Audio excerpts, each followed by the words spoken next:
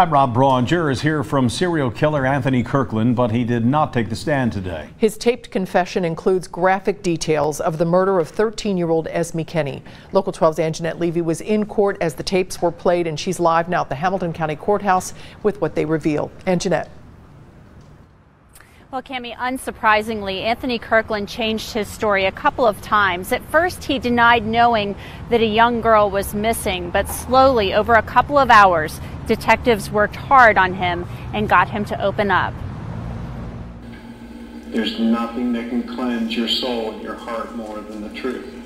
Detectives pleaded with Anthony Kirkland to help them find Esme Kenney. At first, Kirkland said he was at the Winton Road Reservoir with a friend named Pedro, drinking beer.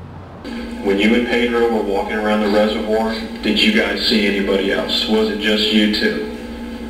Did you see a little girl jogging, for example? No, sir. But Kirkland's story later evolved. What was she doing? What were you doing? She was running. The two detectives appealed to Kirkland's feelings as a parent to a young child and asked for his help. This child has a mother and a father. You are a father of a child. They love their child like you love your child. Kirkland described a confrontation he had earlier in the week with the mother of his child. He said after drinking beer, he ran into Esme Kenney at the reservoir. Esme apologized and offered Kirkland her watch, but he said all he could see was his ex-girlfriend's face. When you saw your son's mother, what did you do then?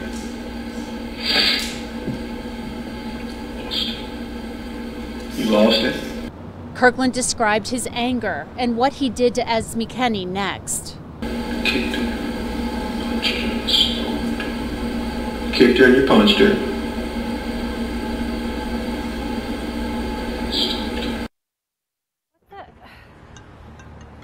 Now, Detective Witherell testified that he did most of the questioning during this part of the interview. He said that he worked very hard and wanted to build a rapport with Kirkland. There was certainly a push and pull during this interview. Kirkland at one point, several points during this interview, was insisting upon taking the detectives back to the wooded area so he could show them where Esme should be alive. Of course, she was dead, and they knew that at that time.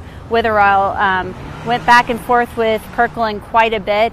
He said that they knew that Kirkland would want to control that interview, but they wouldn't let him. Reporting live at the Hamilton County Courthouse, Anjanette Levy, Local 12 News. Cammie, back to you. All right, Anjanette, thank you. The jury will be back to listen to testimony on Monday morning. We're streaming the resentencing on Local 12.